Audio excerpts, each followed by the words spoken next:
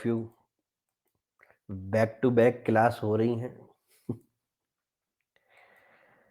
चलो कोई बात नहीं।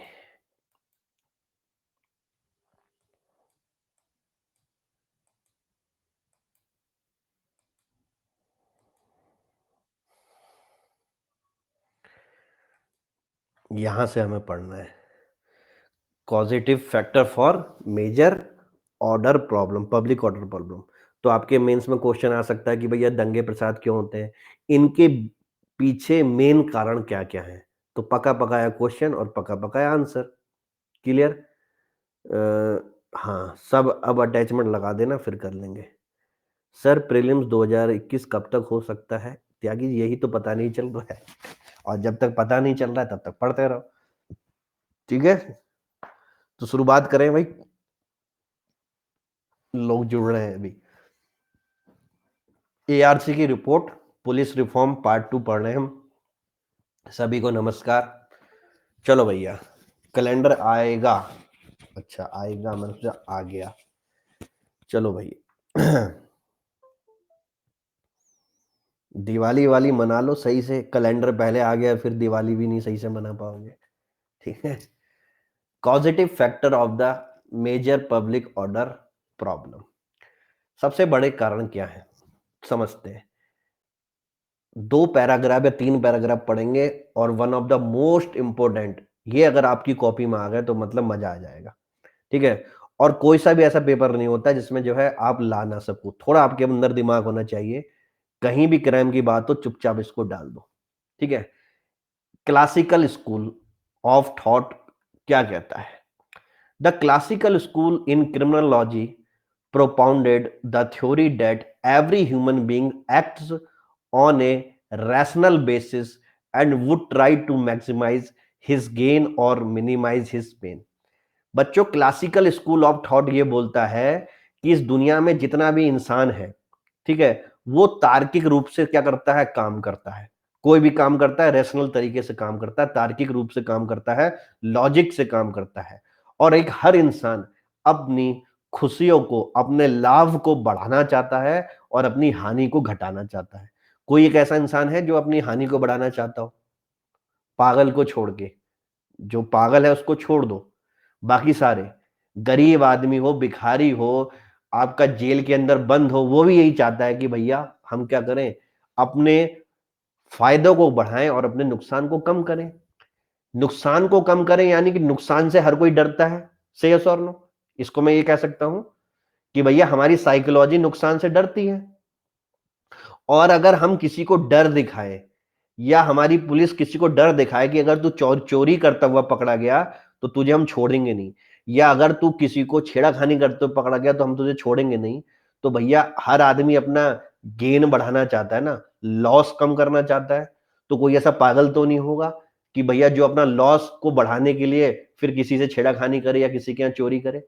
सिंपल सी बात सोचो, साइकोलॉजिकल बात है। भाई जब हमारी साइकोलॉजी ये कह रही है कि हम अपने पेन को कम करना चाहते हैं, तो भैया कोई पागल थोड़ी जो पुलिस के पास चले जाएगा अपने पेन को बढ़ाने के लिए, डंडे खाने के लिए। क्या मेरी बात समझ में आई? यानी कि क्लासिकल स्कूल कहता है कि डिटरेंस करो, और डिटरेंस को हिंदी माध्यम में क्या बोलते हैं? भय की उपस्थिति पैदा करो, कि अगर हमने ऐसा कर दिया तो क्या हो जाएगा, ऐसा हो जाएगा। भया भय पैदा करो लोगों के अंदर, तब क्राइम अपना भी कम हो जाएंगे। क्या ये आपको क्लासिकल स्कूल समझ में आया? और इसको लिखने में क्या आफत है? कोई आफत नहीं है। मतलब आपका आंसर इतना मेच्योर है कि इतने स्टैंडर्ड रूप का हो गया कि आपको अभी पता ही नहीं है कितने लोगों को, कि जब आप लिखो ना क्लासिकल स्कूल ऑफ क्रिमिनोलॉजी, पूरी किसी की कॉपी में नहीं होगा। समझ में आया? तो ये छोटे छोटे जो मैं बाण दे रहा हूं आपको, ये राम बाण दवा है आपकी मेंस में हाईएस्ट स्कोर लाने की। और मेंस में हाईएस्ट स्कोर लगा नहीं तो बच्चों रैंक लगनी भी क्या है, बिल्कुल तय है। समझ में आ गया? और ये लग रही है अनअकैडमी पे। किस पे लग रही है? अनअकैडमी पे। ठीक है ना? The classical school of criminology propounded that every human being acts on the rational basis and would try to maximize his gain and minimize his pain. This was the basis of the theory of deterrence. और यही क्या थी? जो भय की जो है theory है, उसका बेस बना। As per this theory, the state tries to prevent crimes by institutionalizing a system of the law enforcement। और सरकार क्राइम्स को कम करने के लिए, सरकार क्या बच्चों, क्राइम्स को कम करने के लिए क्या करती है, एक संस्था का निर्माण करती है जो क्या करती है, कानून को और नियमों का पालन करवाती है। Which would give the educate punishment, और अगर आपने कानून को तोड़ा तो आपको जो है कानून क्या करेगा, सजा भी देगा। To the offender of this as a deterrent, यानी कि क्या है भैया, पहले लोगों के अंदर डर पैदा करो, और डर से भी कुछ नहीं हो रहा है तो भाई संबंधित एजेंसी क्या करेगी, उसको पनिशमेंट करेगी।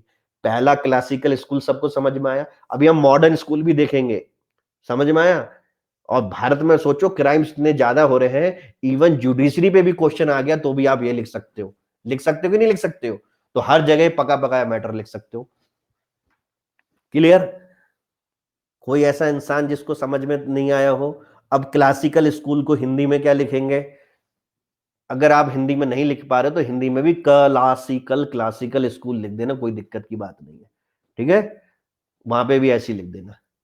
सही, साहित्यिक ना, साहित्यिक नहीं होगा, जो भी हो आप क्लासिकल ही लिख देना, कोई दिक्कत नहीं, कोई नहीं काटेगा, ठीक है।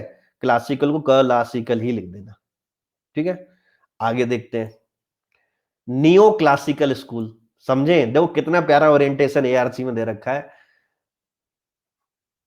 अब मैं जो एआरसी पढ़ा रहा हूं ना, मुझे हर बार जब भी मैं एआरसी जब खुद पढ़ता हूं तो मुझे ऐसा लगता है यार ये 2019 वाले बैच को क्यों नहीं पढ़ाई गई, और मुझे लगता है कि अपने आप के अंदर यार कहीं ना कहीं क्या करा, इसके पीछे मैं जिम्मेदार हूं। अगर 2019 वालों को भी एआरसी पढ़ाई गई होती तो हो सकता था क्या होती, रैंक डबल हो सकती थी, हो सकती थी नहीं, हो सकती थी। 19 वाला नहीं, ये 18 वाला, 18 वाला और 19 वाला, 19 वाला भी मेंस हो गया बेचारा, उसमें भी मैं एआरसी नहीं पढ़ा पाया। 18 का तो फाइनल रिजल्ट आ गया, 19 में डबल हो सकती थी हमारी, मुझे ऐसा लगता है, क्योंकि सही में ये मैटर कहीं पे भी नहीं है जो यहाँ पे है। लेकिन क्या था, टाइम ही नहीं मिलता था, क्या करे। The new classical school supports the classical, police के लिए क्लास है सर, पुलिस के लिए क्लास नहीं है, यूपी पीसीएस के लिए क्लास है। यूपी पीएससी में आपका जो है पेपर नंबर 2 में पुलिस रिफॉर्म दे रखा है, उसकी क्लास है ये, ठीक है ना। यूपी पीसीएस में मेंस दोगे कि नहीं दोगे, ये बताओ मिश्रा जी। पहले प्रीलिम्स होता है फिर मेंस भी होता है कि नहीं होता। एक ऐसे भी होता है, ऐसे में लिखते हो नहीं लिखते, एक पेपर 4 एथिक्स होता है उसमें, ठीक है। वैसे भी इसमें जो है आपकी कोई गलती नहीं है, ये एजुकेटर जो मतलब जो शिक्षक है उन्हीं की गलती है कि भारत में कहीं पे भी एआरसी की रिपोर्ट नहीं पढ़ाई जाती है। तो बच्चों को पता ही नहीं रहता कि एआरसी की रिपोर्ट हम क्यों पढ़ें, जबकि एआरसी की रिपोर्ट प्रीलिम्स के लिए भी है, मेंस के लिए भी, इंटरव्यू के लिए भी और एसए के लिए भी है। The new classical school support the classical view point but places emphasis on the reform and rehabilitation of the offender। Neo classical school ये बोलता है कि ये जो इससे पहले जो क्लासिकल स्कूल था जो कह रहा था डिटरेंस करो, उसको तो सपोर्ट करता है, लेकिन उसके साथ साथ ये भी कहता है कि आपको रिहैबिलिटेशन भी करना पड़ेगा। रिहैबिलिटेशन मतलब क्या होता है, पुनर्निर्वास, ठीक है ना। सर कोचिंग सेंटर वाले कंपाइलेशन बनाकर निकाल देते हैं, हाँ कंपाइलेशन निकालते हैं, उस कंपाइलेशन को बच्चा बैग में रख के घर रख देता है। There have been several other theories of criminology which have added social, psychological and economical dimension to the cause of crime। और ये नियो क्लासिकल के साथ साथ और भी थ्योरी है जो ये मानती हैं कि किसी भी क्राइम होने का कारण या तो सामाजिक हो सकता है, या तो उसका मनोवैज्ञानिक हो सकता है, या तो वो आर्थिक हो सकता है। समझ में आया? जब भैया किसी को कुछ मिल ही नहीं रहा है, पैसे की इतनी कमी है, तभी तो वो चोरी कर रहा है। से यस और नो? क्लियर? अगर वो किसी ऐसे समाज में है जिस समाज में वो पैदा हुआ है, उस समाज में हमेशा क्या हो सकते हैं, क्राइम हो सकते हैं। किसी स्लम में पैदा हुआ है तो स्लम वाले बच्चे क्या होते हैं, अधिकांश वो भी क्रिमिनलिस्ट बनते हैं कि नहीं बनते। क्लियर? सर एक क्वेश्चन मेंस 2020 के लिए जो 2019 मेंस के लिए क्लास जो हो गई है वही क्लास देखनी है, क्योंकि सर मेंस का मेरा सिलेबस कंप्लीट नहीं है, बहुत परेशान हूँ, टाइम बहुत लेस है और सिलेबस बहुत ज़्यादा है, क्या करें, अभी नहीं सोच। आपको मैंने बताया तो था सुबिका जी, मैंने उसी दिन बता दिया था आपको। आपने बोला था कि आपका सोशियोलॉजी ऑप्शनल है, ठीक है। मैंने कहा था सोशियोलॉजी ऑप्शनल तो आपको पुराना वाला नहीं देखना है, नया वाला ही मैं जो है आपका कब दिसंबर के अंत में या जनवरी के फर्स्ट वीक तक करा दूंगा, ठीक है ना। फिर मैंने बोला था पेपर 1, पेपर 2, पेपर 3, पेपर 4 की बोला था। पेपर 4 जो है आपका एथिक्स का 19 नवंबर से स्टार्ट हो रहा है, ठीक है। और वो पेपर 4 जो है मुश्किल से 15 दिन का है। क्लियर। तो यानी कि नवंबर महीने के अंत पे आपका क्या हो जाएगा, पेपर 4 भी खत्म हो जाएगा। क्लियर। फिर बचेगा दिसंबर, तो दिसंबर में फिर क्या लगाऊंगा, पेपर नंबर 3 लगाऊंगा। क्लियर।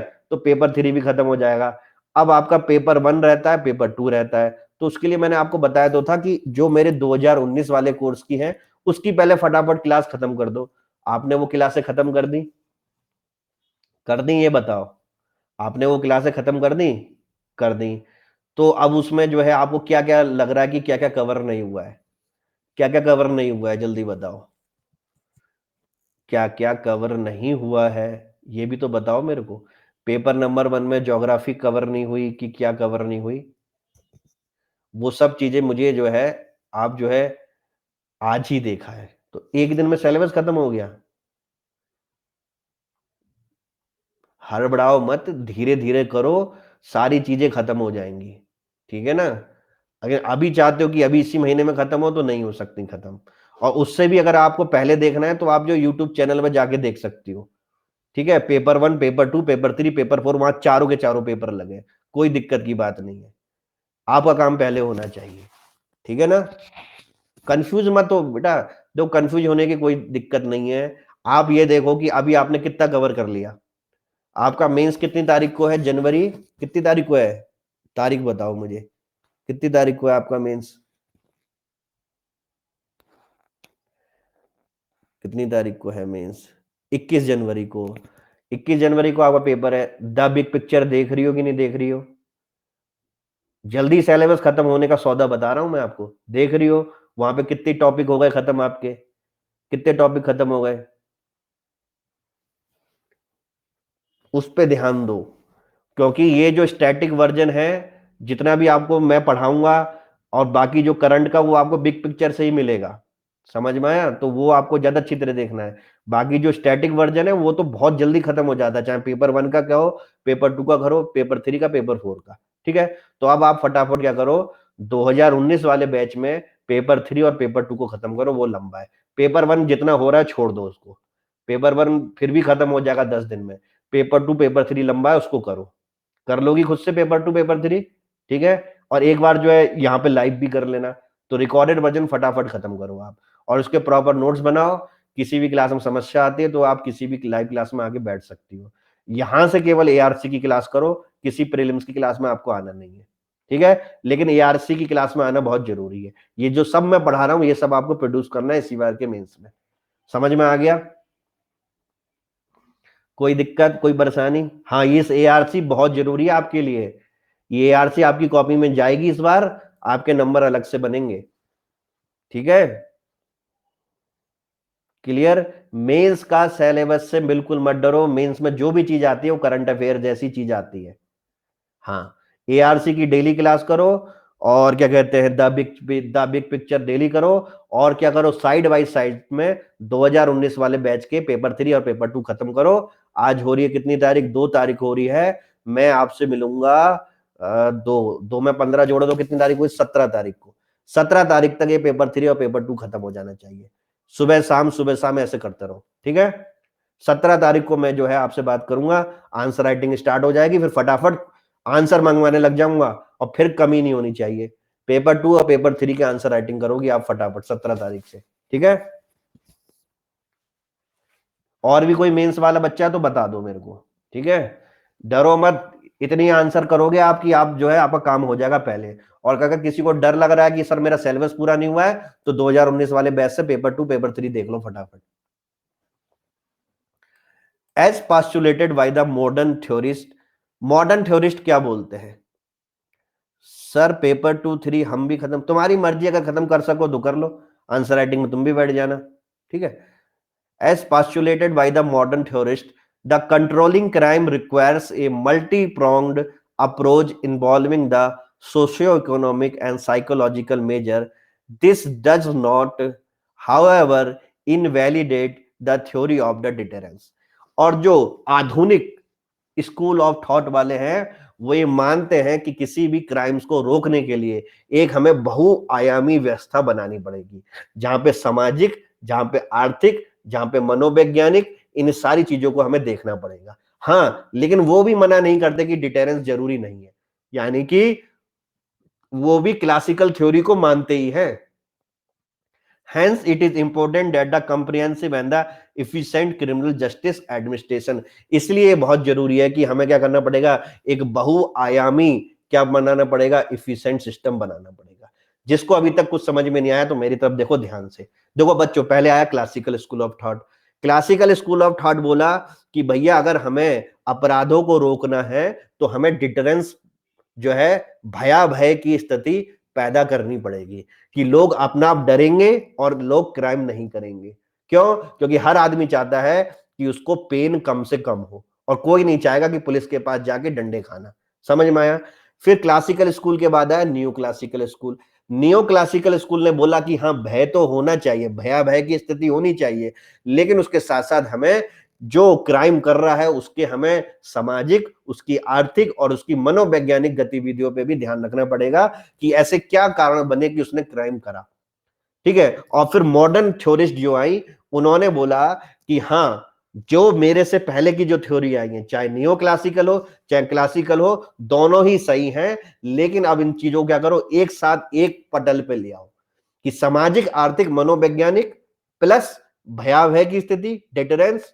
डिटरेंस को हिंदी में भयावह ही तो बोलते हैं, सही है और नो, जहां तक मुझे याद है। ठीक है, इन चारों को जोड़ दो और एक एफिशिएंट सिस्टम ला दो, आपका काम हो जाएगा। क्या ये हर कोई बच्चा समझ पा रहा है? सर एआरसी की रिकॉर्डेड वर्जन नहीं मिलती, ऐसा हो ही नहीं सकता। स्पेशल क्लास में जाओगे तो बिल्कुल मिलेगी, प्लस क्लास में जाओगे तो बिल्कुल नहीं मिलेगी। स्पेशल क्लास को सी ऑल करोगे तो सारी मिल जाती है। ठीक है ना, कोई दिक्कत तो नहीं है। चलो भैया आगे बढ़ते हैं।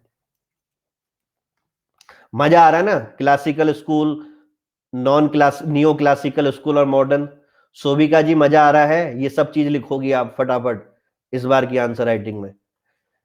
अब है कॉजेटिव फैक्टर। कॉजेटिव फैक्टर क्या होते हैं? सबसे पहले देखते हैं सोशल और फिर कम्युनल। कॉजेटिव फैक्टर हम किसके पढ़ रहे हैं कि भारत में नया सीखना मिल रहा है। त्यागी जी बहुत बढ़िया हो गया। अब मैं सोच रहा हूं कि यार क्या करूं मैं। हाँ, मेरे दिमाग में एक चीज आई है थोड़ा सा, आप बताना क्या मैं ऐसा कर सकता हूं कि नहीं कर सकता हूं। मैं सोच रहा हूं कि यार कि जो आपका ज्योग्राफी प्रीलिम्स वाला आ रहा है, इसकी जगह जो है मेंस का पेपर 1 या पेपर 2 स्टार्ट नहीं कर दूं, क्योंकि इन बच्चों का जनवरी में पेपर है और इन बच्चों का नुकसान ज्यादा हो सकता है, जबकि आपकी प्रीलिम्स की तो डेट भी नहीं आई है। क्यों? और ऐसे भी क्या है, हमारे पास अच्छे खासे बच्चे हैं, और जब तक भैया इनकी रैंक नहीं लगेगी तो आगे क्या करेंगे? समझ में आया? तो मैं जो है अभी जो मेरी बात हुई तो मेरे को मन कर रहा है सुविका जी के कमेंट पढ़ के कि यार नहीं, इन बच्चों को रिकॉर्डेड वर्जन तो देख लें, उनमें कोई बुराई नहीं है, लेकिन इनको पकड़ के रखना पड़ेगा, नहीं तो फिर ये बेचारे तैयारी नहीं कर पाएंगे। बड़ी मुश्किल से तो प्री क्वालिफाई होता है। होता है कि नहीं होता है? होता नहीं? नहीं, ज्योग्राफी की क्लास भी आएगी, जरूरी नहीं है कि आपको रिकॉर्डेड वर्जन देखना। ठीक है, सौरभ भाई का भी मेंस है। ठीक है, और इनका टाइम कम है, तो मैं सोच रहा हूं कि क्या करा जाए, मेंस की क्लासें लगाई जाए। अगर मेंस की क्लास की परमिशन नहीं मिलती है तो स्पेशल क्लास में, जैसे हमारी 30 डेज की सीरीज आती थी ना, तो स्पेशल क्लास में वो तो मेरे हाथ में ही रहती है, उसमें मैं जो है पेपर 1 की सीरीज निकाल देता हूं, क्योंकि पेपर 4 तो आपका क्या कहते हैं 17 तारीख से 19 तारीख से स्टार्ट ही हो रहा है, तो वो तो हमें प्लस में मिल ही रहा है, और जो नहीं मिल रहा है मैं उसको स्पेशल में कर देता हूं। ऐसा कर देता हूं मैं। तो अगर कोर्स मिलता है तो कोर्स, नहीं तो स्पेशल क्लास में कर देता हूं, जिससे नवंबर के महीने में इनका पेपर 1, पेपर 2, पेपर 3, पेपर 4 निपट जाए और केवल ये ऑप्शनल के सहारे क्या करें, अपना जनवरी तक पढ़े। समझ में आया? तो ऐसा कुछ करता हूं। बाकी प्रीलिम्स वाले बिल्कुल ना डरेंगे, प्रीलिम्स वाले क्या करेंगे, आराम से इंतजार करेंगे, प्रीलिम्स वाले भी मेंस में पढ़ ले तो कोई दिक्कत की बात नहीं है। ठीक है ना? ऐसा कुछ करते हैं। चलो भैया, याद तो दिला दिया लोगों ने। अब सुबिका जी पता नहीं क्लास में है कि नहीं है, बाकी जितने भी मेंस वाले हैं ऐसा जो है आज मैं लेता हूं इसकी परमिशन। अब परमिशन तो मिल ही जाएगी, रोकेगा कौन हमें, रोकेगा कोई हमें, आप लोगों को तो पता ही है। चलो भैया, पॉजिटिव फैक्टर, पॉजिटिव फैक्टर में देख लेते हैं social. In India, the historical social structure and hierarchy has been a root cause for the social unrest. Caste has been a fundamental divisive factor in our society. Bharat के अंदर जो है सबसे बड़ी अगर प्रॉब्लम हम देखें तो ये क्या है, कास्ट।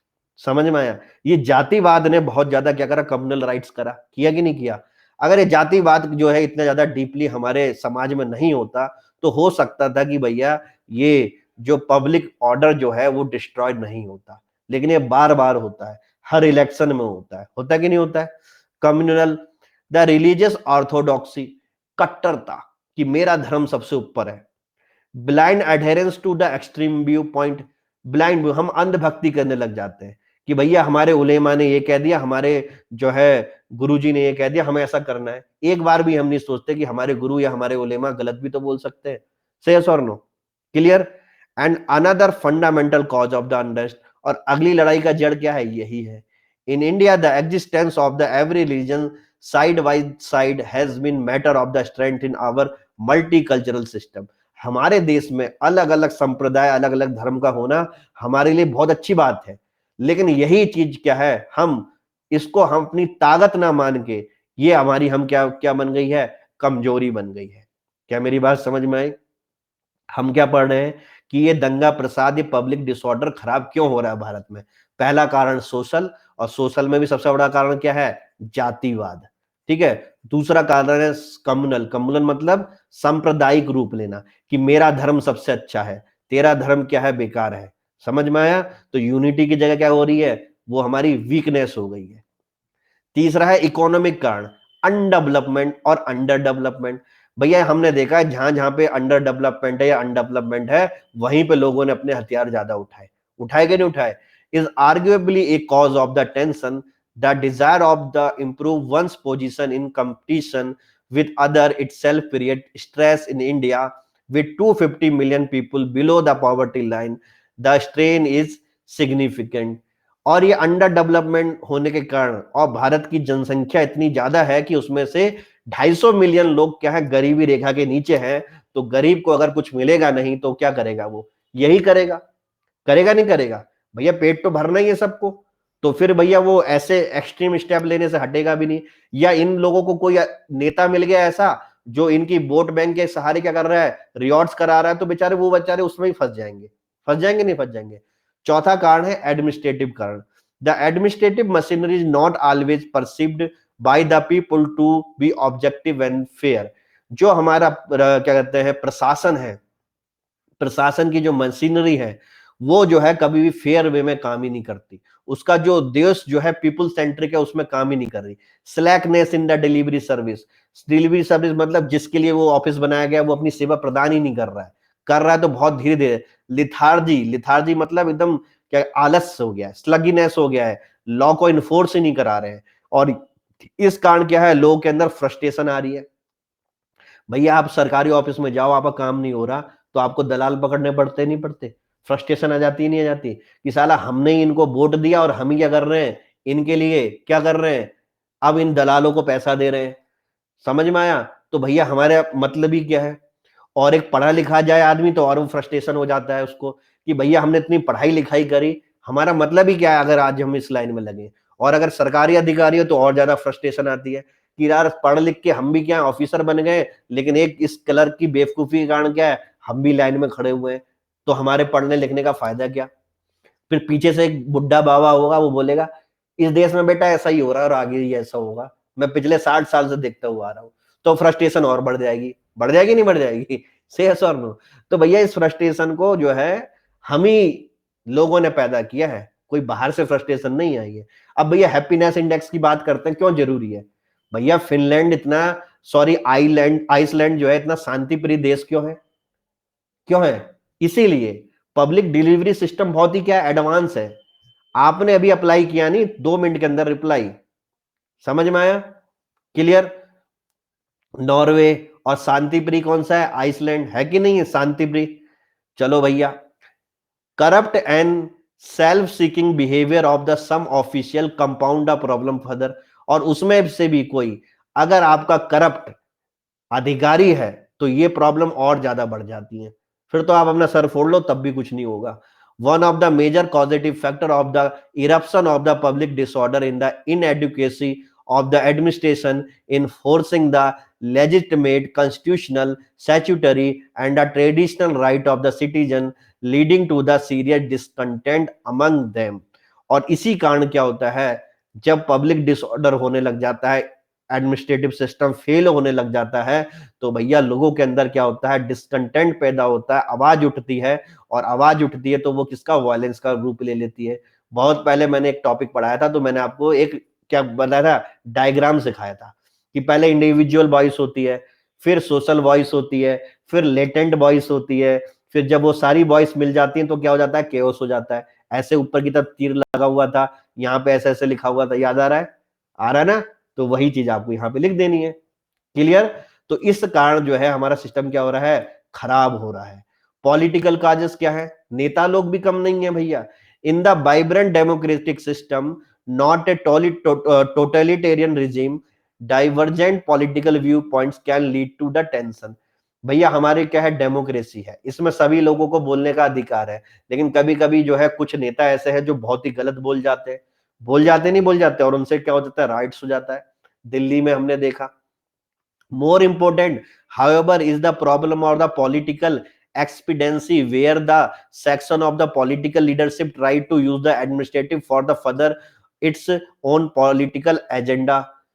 इसका मतलब क्या है कि भैया लोग अपने राजनीतिक राजनीतिक सक्सेस के लिए, राजनीतिक जीत के लिए क्या करते हैं? लोगों का उपयोग करते हैं, गलत गलत भाषण देते हैं, अपने पॉलिटिकल एजेंडा को बनाने के लिए, वोट बैंक को लेने के लिए क्या कर देते हैं? दंगा करवा देते हैं। करवा देते नहीं करवा देते? तो भैया नेता लोग भी पीछे नहीं है। हम क्या पढ़ रहे हैं बच्चों? इन दंगा प्रसाद होने के कारण।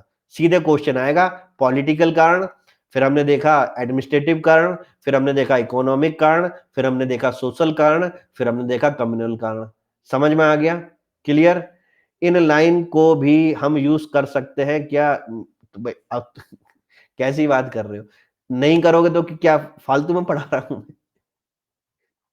मतलब नेताओं की बुराई नहीं करनी है? अरे मेरे भाई त्यागी थी, सब कुछ करना है भाई, नंबर तभी तो मिलेंगे। सर जो मैंने लिखा है उस पर, अच्छा तुमने कुछ लिख दिया क्या? क्या लिखिए ना? सर क्या discontent among the people lead to Maoism? बिल्कुल भैया, जो मायोज्म पैदा हुआ उसका मेन कारण क्या था? डिसकंटेंट ही तो था। बस ये था कि वो मार्क्स वाली विचारधारा माओ जिडांग के खाते में चले गई। और माओ जिडांग जो था वो कहता था कि भैया कोई भी क्रांति जो होती है बंदूक की नोक से स्टार्ट होती है, तो कुछ उसको फॉलो करने लग गए। लेकिन वहीं अगर आप लेनिन की विचारधारा देखोगे तो लेनिन ने क्या बोला था कि नहीं, रिवॉल्यूशन तो करना है लेकिन ऐसा नहीं कि जो बंदूक की नोक पे हो। क्या मेरी बात समझ में आए? तो वहां पे लीडर अलग था, तो लोगों ने बंदूक उठा ली।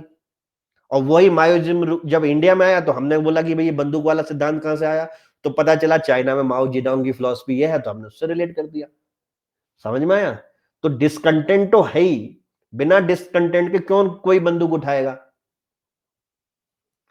द इंक्रीजिंग माओ माओ श्यांग नहीं, माओ जी डोंग, ठीक है। The increasing propensity to use the public order for private gain, unwarranted interference in the crime investigation, and day-to-day function of the police, short-term populism at the cost of the durable solution, complexity of the federal polity, all this make it difficult to address the sum of the growing threat of the public order। कितनी प्यारी चीज लिखी है देखो, सार लिख दिया पूरा का पूरा, समझते हैं सब चीजों को। उन्होंने बोला कि पब्लिक ऑर्डर और क्यों खराब हो रहा है? क्यों? क्योंकि कुछ लोगों का क्या है, खुद का अपना गेन, खुद की उन्हें अपनी तिजोरियां भरनी है। क्लियर? कुछ का जो है इंटरफेरेंस है क्राइम के इन्वेस्टिगेशन में। भैया क्राइम इन्वेस्टिगेशन हो रहा है, नेता का इंटरफेरेंस आ गया कि भैया ऐसा करो, तथ्यों को मिटाओ, इस आदमी को कुछ नहीं होना चाहिए। Day to day functioning of the police, police की फंक्शनिंग तो हमने देख ली इस बार। Short term populism at the cost of the durable solution, छोटे सूक्ष्म समय के लिए अपनी वाहवाही लेने के लिए क्या करना, बड़े चीजों को छोड़ देना, यानी शॉर्ट टर्म को फॉलो करना। समझ में आया? Complexity in the federal polity, federal polity समझते हो, ऊपर सेंट्रल गवर्नमेंट है, सेंट्रल गवर्नमेंट के बाद क्या है, अलग अलग प्रदेश पे अपनी अपनी सरकार है, तो इनकी भी कॉम्प्लेक्स सिचुएशन चल रही है। चल रही नहीं चल रही? जैसे कि वेस्ट बंगाल और सेंट्रल गवर्नमेंट की चल रही नहीं चल रही? वेस्ट बंगाल को छोड़ो तो फिर राजस्थान भी पीछे नहीं है कि नहीं है? तो जहां पे सेंट्रल की गवर्नमेंट में कोई और है और प्रदेश की गवर्नमेंट में कोई और है, तो वहां पे क्या है, फेडरलिज्म का बहुत बड़ा इशू आ रहा है। पिछले हम 10 साल से तो यही देख रहे हैं। Added to this is a relatively low importance attached to the public order in our the public disclosure, all this contribute to break down the public order fabric. और इन्हीं सब चीजों को मिला के हम देखें तो यही हमारी जो है क्या कहते हैं, पब्लिक ऑर्डर का जो हमारा एक सूत्र फार्मूला है या एक सूत्र धागा है, उस धागे को ये तोड़ रहा है। लैंग्वेज देख रहे हो कितनी प्यारी है? समझ में आया सभी को? किसी को कोई दिक्कत, कोई परेशानी?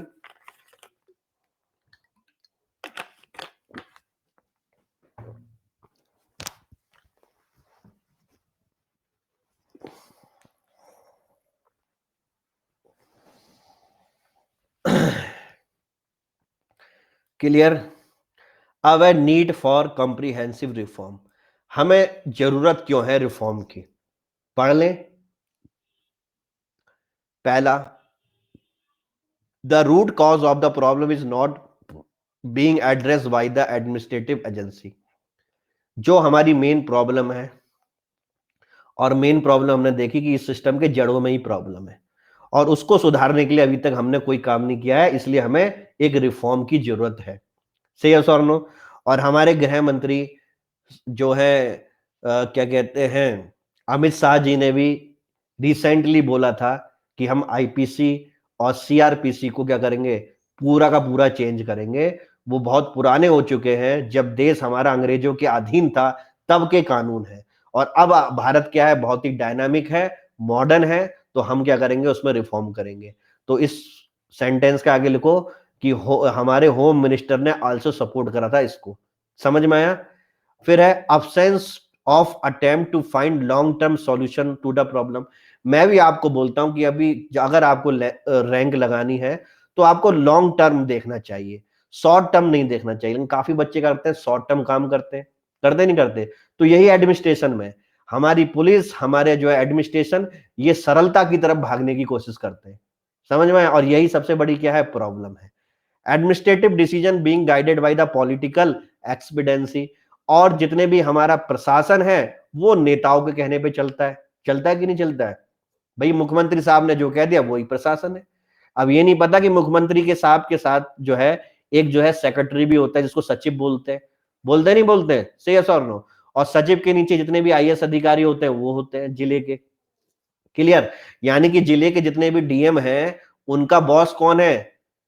सचिव है कि नहीं है? से यस और नो? सचिव भी तो आईएएस अधिकारी होता है, सबसे ऊपर वाली पोस्ट। मुख्यमंत्री के बाद एडमिनिस्ट्रेटिव लेवल की बात करें तो सचिव की होती है। तो सचिव इतना बड़ा रिप्रेजेंटेटिव है, इतनी बड़ी अपने साथ सेना लेके बैठा हुआ है, और उसके बाद भी क्या है, किसी एमपी और एमएलए के फोन पे क्या कर देता है, इतना दबाव में आ जाता है चीफ सेक्रेटरी। क्या उसको दबाव में आने की जरूरत है? खुद सोचो कितना बड़ा पद है वो। लेकिन कोई 5 साल के लिए चुन लिया गया एमपी उसके दबाव में आ जाता है। मुख्यमंत्री साहब के दबाव में आए तो फिर भी समझ में आता है कि वो सीएम के जस्ट अंडर में है, और भैया इन दोनों में क्या रहना चाहिए, बहुत ही ज्यादा तालमेल रहना चाहिए, नहीं तो प्रशासन नहीं चल पाएगा। लेकिन सीएम हर बार फोन नहीं करता है। एक बार सीएम ऑफिस जाके कोशिश भी करना है जानने की, चाहे कोई भी कितना भी करप्ट सीएम हो, चाहे कितना भी अच्छा सीएम हो, सीएम हर बात पे सचिव को क्या कहते हैं, वो नहीं करता है, और हर चीज सीएम के पास नहीं पहुंच पाती। यही जो नीचे वाले लोग हैं ना, यही सारी करामात दिखा देते हैं। समझ में आया? The inadequate involvement of the civil involvement of the civil society, NGO and the social worker in the public order management. और ये तो हम बहुत दिनों से कह रहे हैं कि पब्लिक ऑर्डर अगर हमें मैनेज करना है तो हमें लोगों को लाना पड़ेगा, लोगों को से सजेशन लेने चाहिए कि भैया पुलिस कैसी होनी चाहिए। समझ में आया? एनजीओ की सहायता लेनी चाहिए, सोशल वर्कर की सहायता लेनी चाहिए, जो समझा सकें कि भैया पुलिस में क्या क्या कमी है और क्या क्या रिफॉर्म की जरूरत है। ये स्लाइड सबको समझ में आई? कोई ऐसा इंसान हिंदी माध्यम इंग्लिश मीडियम वाला जिसको स्लाइड समझ में नहीं आई? क्लियर? आगे बढ़ते हैं। Lack of institutional mechanism defining the role and the responsibility of the various stake holder in conflict resolution. हमें क्या करना पड़ेगा भाई? कंफ्लिक्ट रिजोल्यूशन करने के लिए बहुत सारी जो हमारी इंस्टीट्यूशनल मैकेनिज्म जो है उनको क्या करना पड़ेगा? दुरुस्त करना पड़ेगा, रिस्पॉन्सिबिलिटी करनी पड़ेगी कि भैया अधिकारी अपनी क्या कर ले? रिस्पॉन्सिबिलिटी ले। Lack of empowerment of the junior ranks at the cutting edge level of the administration to effectively deal with the problem at the nascent stage. जो हमारी नवजात स्टेज होती है वहीं पे चाहे हम प्रॉब्लम को खत्म कर सकते हैं, लेकिन जूनियर रैंक को हम क्या करते हैं? इंपावर नहीं देते। क्यों? क्योंकि हम सोचते हैं कि ये अभी क्या है? प्रशिक्षुक है, अभी ये ट्रेनिंग है, 2 साल तक ट्रेनिंग बनेगा, उसके बाद काम देंगे इसको। समझ में आया? क्या वो ट्रेनिंग जब है और उस समय जो प्रॉब्लम आ रही है वो भी उसको सॉल्व कर सकता है, लेकिन उसको अधिकार ही नहीं है। सही है सॉल्व? और जब अधिकारी नहीं है तो वो भी क्या करेगा? संबंधित प्रॉब्लम है फिर डीएम के पास पहुंचेंगी, और डीएम के पास इतना काम है कि वो छोटी छोटी बारीकों को देखे। सही है सॉल्व? क्या मेरी बात समझ में आ रहा? तो भैया डिपार्टमेंट को भी पता होता है कि डीएम साहब महीने में कितनी बार हमारे डिपार्टमेंट की फाइल खोलते हैं, उस हिसाब से उस डिपार्टमेंट का जो अधिकारी है काम कर लेता है सारा करप्शन का। समझ में आ गया? Lack of appropriate training and the functioning functionaries of the civil administration. ये तो अभी भी समस्या है कि ट्रेनिंग में बहुत बड़ा रिफॉर्म की जरूरत है। ठीक है? Lack of modern technology and equipment with the police. Police के पास हथियार ऐसे जंग लगे हुए कि टाइम पे वो गोली भी नहीं चलती है। समझ में आ गया? मॉडर्न टेक्नोलॉजी है नहीं। अरे यार मॉडर्न टेक्नोलॉजी लाने में दिक्कत क्या होगी ये बताओ? हमारे पास तक मोबाइल है, हम तक जो है मैपिंग से सारा काम कर लेते हैं। करने देते नहीं करते? प्राइवेट कंपनी गाड़ियों में टैग तक लगा लेती है कि भाई गाड़ी अगर आपने किसी दूसरे जिले में भी गई, तुरंत उनके पास मैसेज आता है कि हमारा सेल्समैन क्या है? आउट ऑफ टेरिटरी निकला है। निकला है कि नहीं निकला है? इतनी ज्यादा टेक्नोलॉजी आ गई है, तो क्या ये पुलिस में भी हम टेक्नोलॉजी नहीं लगा सकते कि वो गाड़ी जहां जहां घूमेगी वहां पता चल जाएगा कि भैया तूने कितनी पेट्रोलिंग करी? उनकी एक बाइक पे चिप लगा दो, चिप लगाने में कितनी देर लगेगी, और उसको एक सेंट्रल मॉनिटर करते रहे कंप्यूटर में बैठ के कि भैया तू चौराहे पे कितने घंटे खड़ा रहा नहीं खड़ा रहा। से या सोनो करना चाहे तो सब कुछ कर सकते हैं, लेकिन करने की वही नहीं है। Absence of the computerised database on the criminal anti social and anti national element. आज की तारीख में भी अगर आप अपने प्रदेश से पूछो या हमारे प्रदेश से पूछो कि भैया एक जो है एक कंप्यूटर में डेटा दिखा दो कि कितने कितने क्रिमिनल किस किस पे, अभी तक किसी के पास डेटा नहीं है। समझ में आया? गुजरात और महाराष्ट्र एक ऐसे स्टेट हैं जिनके पास ये डेटा अभी भी अच्छी तरीके से काम कर रहा है, और बाकी प्रदेश तो भी सोच रहे हैं कि हम एक डेटा बनाएंगे। सोच रहे हैं, अभी तक सोच ही रहे हैं बस। अब सोचो जैसे मूवी देखते हैं हम, मूवी में क्या होता है कि एक नाम टाइप करते हैं तो पूरा उसका क्राइम आ जाता है कि भैया ये आदमी ने ये क्राइम ये करा। वो चीजें अभी तक हमारी कंप्यूटराइज नहीं है, वो भी चीजें अभी कहां है? फाइलों में ही है। सोचो कंप्यूटराइज करने में कितना दिन लगता है। भैया कंप्यूटर ऑपरेटरों की भर्ती निकालो, उनको फाइल दे दो, उनका काम है कि उसको चढ़ाना, और पूरा सेंट्रलाइज हो जाएगा। सोचो उत्तराखंड पुलिस को अगर कुछ इंफॉर्मेशन चाहिए होगी तो वो एक मेल करेंगे, वो उसकी पूरी प्रोफाइल भेज देगा कि भैया इसकी ये प्रोफाइल है, इसका रंग ये है, इसकी हाइट ये है, ये इतनी तरह के चेहरे बदल चुका है, इस तरह के इसने क्राइम कर रखे हैं। जब भी ये क्राइम करता है तो इस तरीके की गलतियां करता है, तो पुलिस को पूरा पता चल जाएगा। लेकिन ना, कंप्यूटराइज सिस्टम ही नहीं है। समझ में आया? तो ये सबसे बड़ी क्या है? जरूरतें हैं। Lack of specialise and well training with the police organisation specially deal with the extremist area.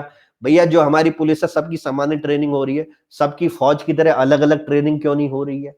सोचो, क्या भैया उत्तर प्रदेश में सारे के सारे 75 के 75 जिले एक ही जैसे हैं? कौन मानता है एक ही जैसे हैं? हर जगह लॉ एंड ऑर्डर की सिचुएशन अलग है। तो भैया देश में अगर आर्मी है तो आर्मी जो है अपनी कमाऊ रेजिमेंट, गढ़वाल रेजिमेंट, ठीक है, दुनिया भर की रेजिमेंट अपना काम करती हैं, तो क्या हम ये सिस्टम पुलिस में नहीं ला सकते कि जिनको हम जो है सूखाग्रस्त एरिया में रख रहे हैं उनको एक अलग ट्रेनिंग दे? क्या भैया सिटीजन सेंट्रिक नहीं है? क्या पुलिस का काम नहीं है कि सूखे में कोई मर रहा है तो उसको बचाए? ये भी तो लॉ एंड ऑर्डर है। जो हमारे जिले जो है नेपाल सीमा से लगे पड़े हैं उत्तर प्रदेश के, वहां पे थोड़ा अलग तरह की सिचुएशन चाहिए स्मगलिंग को रोकने के लिए। वुमेन ट्रैफिकिंग को रोकने के लिए, तो उनकी वैसी ट्रेनिंग कराई जाए कि नहीं कराई जाए? सोचो, ये मेरे दिमाग में क्यों आ रहा है? या तो भैया मुझे मुख्यमंत्री प्रधानमंत्री बना दो, और नहीं बना पा रहे तो कॉपी में चुपचाप लिख दो। समझ में आया? मैं हर एक बच्चे को इतना एम्पावर कर दूंगा कि भैया वो चलता फिरता क्या हो जाएगा, गूगल हो जाएगा। जहां बैठ गया सामने वाला बोलेगा यार कि बंदे में दम है। सिलेक्शन हो ना हो वो दूसरी बात है, अपनी मेहनत अच्छी तरीके से करो। समझ में आया? तो भैया पुलिस की भी हमें स्पेशल ट्रेनिंग करानी पड़ेगी मुरादाबाद में। समझ में आया? और मुरादाबाद में पहले तो एक ज्वाइंट ट्रेनिंग कराओ सबकी, और उसके बाद जो लोग जहां जहां पोस्ट होते हैं फिर उस जिले के अनुसार उनको फिर से 6 महीने भेजो। समझ में आया? अब भैया पुलिस अगर इधर पीलीभीत के इलाके में आ गई, इधर तो जंगल बहुत है, तो जंगल से तस्करी भी होती है, तो उनकी ट्रेनिंग कराओ किसके साथ मिलके? फॉरेस्ट गार्ड के साथ। फॉरेस्ट में जितने भी रेंजर होते हैं उनके साथ मिलके। अटैचमेंट होता है, लेकिन मेरे प्यारे भाइयों बहनों 10-15 दिन का अटैचमेंट होता है, उसमें होता कुछ नहीं है। समझ में आया? तो ये सारी चीजें करानी क्या है, बहुत जरूरी है। केवल कॉपी किताबों में होता है, प्रैक्टिकली में नहीं होता। Lack of the cohesive all Indian policy and the legal framework to deal with the problem with the public order affecting the security of the state such as the terrorism, left wing extremism। समझ में आया? और एक ऐसी legal platform बनाना चाहिए, policy बनानी चाहिए जिससे कि इतनी जो है गहन समस्याओं का हम क्या कर सके, सुधार कर सके। ठीक है? Ineffective performance monitoring system for the public order management functionary. भैया एक जो है परफॉर्मेंस मॉनिटरिंग सिस्टम भी लगाओ कि कौन कौन से अधिकारी जो है एक साल में अच्छी परफॉर्मेंस कर पाए, कौन कौन से नहीं कर पाए। तो भैया इनका ऐसा भी होना चाहिए। जैसे हमने देखा प्रमोशन में, मैंने आपसे क्या बोल रहा था कि सिविल सर्वेंट का प्रमोशन जो होता है उसमें एक टर्मिनोलॉजी हटा देनी चाहिए, कमेंट बॉक्स में लिख के बताओ। अभी पता चल जाएगा आप पिछला कितना पढ़ रहे हो। जल्दी बताओ। मैंने आपको बताया नॉट फिट फॉर क्या, प्रमोशन, ये टर्मिनोलॉजी हटा देनी चाहिए। याद आ रहा है ना? क्लियर? हाँ। और कॉन्फिडेंशियल रिपोर्ट का नाम बदल के क्या कर देना चाहिए? कॉन्फिडेंशियल रिपोर्ट का नाम बदल के क्या कर देना चाहिए? अरे भैया यही सब चीजें लिखोगे मेंस में। कॉन्फिडेंशियल रिपोर्ट का नाम बदल के क्या कर देना चाहिए? कोई नहीं बता रहा। बहुत बढ़िया। Lack of accountability of the police and the administration performance record report. शाबाश। ठीक है? अब ये देख लेते हैं प्रिवेंशन और डिटरेंस का परफेक्ट मॉडल।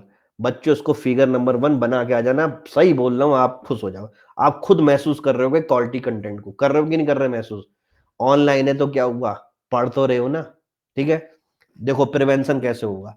प्रिवेंशन मतलब बच्चों कि अपराध होने से ही रोक देना, और डिटरेंस मतलब भयावह की उपस्थित भयावह की परिस्थिति बनाना। ठीक है? तो देखो प्रिवेंशन में क्या कर सकते हैं हम, मतलब अपराध हो ही ना। अपराध कब ना होगा? जब आपकी गुड गवर्नेंस होगी। ठीक है? सभी लोग खुश हैं तो अपराध क्यों करेंगे? आपके लॉ जो है अच्छी तरह से मॉनिटर हो रहे हैं, हर आपको जो है 1 किलोमीटर में 2-2 3-3 पुलिस वाले दिख रहे हैं सर्विलेंस के लिए। यस और नो? रिगरस इंप्लीमेंटेशन हो रहा है, सोशियो इकोनॉमिक डेवलपमेंट हो रहा है, सबकी पर कैपिटा इनकम बढ़ रही है, तो क्राइम अपना आप ही कम हो जाएगा। यस और नो? इंटेलिजेंस गैदरिंग, हमारे गुप्त सूत्र अच्छे ही हैं, पहले ही बता दे रहे हैं। कॉन्फ्लिक्ट रेजोल्यूशन, अगर हमें देखा कि किसी मोहल्ले में लड़ाई भी हो गई तो पुलिस ने जाके दोनों का बढ़िया तरीके समझौता करवा दिया। क्लियर? और अलग प्रिवेंटिव मेजर ले लिए कि भैया जितने भी सेंसिटिव एरिया वहां पे पहले से एक पुलिस की बस खड़ी कर दी, एक छोटी सी टेंट डाल के बना दिया वहां पे तंबू। से और नो? बहुत सारा मैटर मिल गया, बहुत बढ़िया। तो ये हो गया गुड गवर्नेंस का, ये हो गया इंटेलिजेंस का पार्ट। क्या ये बात आपको समझ में आई? पहली वाला, इसमें किसी कोई दिक्कत? खुद से बना लोगे? क्लियर? शब्द आगे पीछे भी हो जाएं तो कोई दिक्कत नहीं है। सर आपसे जुड़ने से पहले समझ नहीं आ रहा था कि तैयारी का तरीका, अब कुछ समझ में आ रहा है, अभी भी कुछ समझ में आया है। बहुत बढ़िया। तो जब कुछ सब कुछ में बदल जाए तब जो है मेरा पढ़ाना क्या होगा, सिद्ध हो जाएगा। ठीक है ना? जब सब कुछ हो जाए, सब कुछ लिखा था। चलो कोई बात नहीं। प्रिवेंशन को रोकना सीख गए बच्चों। अब हम क्या करेंगे, ये नहीं तो डिटरेंस पैदा कर दो। डिटरेंस का मतलब क्या है आपका? सबसे पहले क्या करो आप, इन्वेस्टिगेशन। Prosecution, conviction, punishment.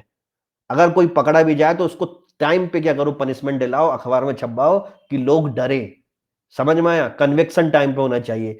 और बच्चों, इन सब के लिए हमारा क्या है, जुडिशियल सिस्टम स्ट्रांग होना चाहिए। क्योंकि भैया हमको तो 24 घंटे के अंदर उसे मजिस्ट्रेट के आगे पेश करना है, नहीं करना, फिर तो मजिस्ट्रेट के खाते में गया कि वो 14 दिन की न्यायिक हिरासत देता है कि क्या करता है। क्लियर? और जब पनिशमेंट हो गई तो फिर जेल में रखो। क्लियर? तो ये क्या हो गया आपका, instrument for the maintaining public order.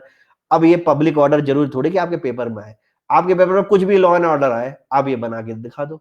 Bikru कांड आ गया, मैं बिकरू कांड में भी बनवा सकता हूँ, ये बनवा सकते नहीं बनवा सकते कानपुर में। लास्ट में लिख दिया कि I would like to suggest the perfect mechanism of the police. ये लिख दो, प्रिवेंशन एंड डिटेरेंस, खत्म कहानी। फिगर नंबर 1, परफेक्ट, क्या, perfect model for the police, नीचे लिख दिया। और फिर एक लाइन लिख दी कि अगर ये मॉडल अप्लाई होता है तो भविष्य में बिक्रूट जैसे कांड नहीं हो पाते। स्मार्टनेस लिख ली, खत्म कर दी। समझ में आया? If we really want to stop the Bikru कांड, समझ में आया? या if we really want to stop incidents like Kanpur case, we have to implement this model as soon as possible so that we can maintain the basic fabric of our society, that is peace and tranquility. Full stop. कैसा लगा बताओ? कैसा लगा conclusion? धुआंधार लगा कि नहीं लगा? बस इसी का है नंबर, इसी के नंबर है भैया, इसी के नंबर है, इसी से रैंक लग रही है। समझ में आ गया? तो अगर आपको पढ़ाने वाला चाहे तो आपकी रैंक 1 साल में भी लगा सकता है, और अगर पढ़ाने वाला चाहे कि भैया आया राम गया राम, तो भैया कुछ भी नहीं हो सकता। समझ में आया? क्लियर? इसीलिए मैं आप लोगों से रिक्वेस्ट करता हूं, क्योंकि मैं रिक्वेस्ट इसलिए नहीं करता कि आप जो है मेरे पास आ जाओगे तो मेरे को बहुत कुछ मिल जाएगा। समझ में आया? आप लोगों का सब्सक्रिप्शन लेना या नहीं लेने से हमें कुछ नहीं मिल रहा। हमें तो जो मिल रहा है वो बेंगलोर से अपना भी मिल रहा है, लेकिन उससे बड़े ये नैतिक जिम्मेदारी है कि अगर आप पढ़ा रहे हो कहीं पे, तो आपने कितने सिविल सर्वेंट प्रोड्यूस करे, ये मेरे से मेरा शीशा पूछता है कि 17 का रिजल्ट आया, उसमें लोग बढ़ सकते थे, कुछ कमी रह गई। 18 का रिजल्ट आया, उसमें भी लोग बढ़ सकते थे, कुछ कमी रह गई। समझ में आया? और जब कमी ढूंढोगे तो पता चलेगा कि क्या है, आपको एआरसी भी पढ़ानी थी तो इस बार एआरसी पढ़ानी शुरू कर दी। समझ में आया? सोशियोलॉजी में हमने कमी देखी कि हिंदी माध्यम वाला बहुत रुष्ट रहता था, तो अब हिंदी माध्यम को भी साथ लेके चल रहा हूं सोशियोलॉजी ऑप्शनल में। आपने देखा कि नहीं देखा? कर रहे नहीं कर रहे? अब हिंदी माध्यम को भी साथ लेके चल रहे हैं, उनके भी प्रॉपर नोट्स बनवा रहे हैं। फिर हमें एक कमी लगी कि आंसर राइटिंग हमने नहीं कराई, तो आंसर राइटिंग भी हम इस हफ्ते में लेके आ रहे हैं। समझ में आया? तो जिस तरीके से हम जो काम कर रहे हैं, शायद ही किसी कोचिंग इंस्टीट्यूट में ऐसा काम हो रहा हो। इसीलिए मैं कहता हूं आप आंख बंद करके अनअकैडमी प्लस पे आ सकते हो, और अनअकैडमी प्लस आपकी रैंक लगा सकती है। समझ में आया? लेकिन कुछ लोग इसको अलग वे में लेके जाते हैं, तो लेके चले जाओ भैया, अनअकैडमी प्लस जो है रैंक लगाएगा, उसे कोई रोक नहीं सकता।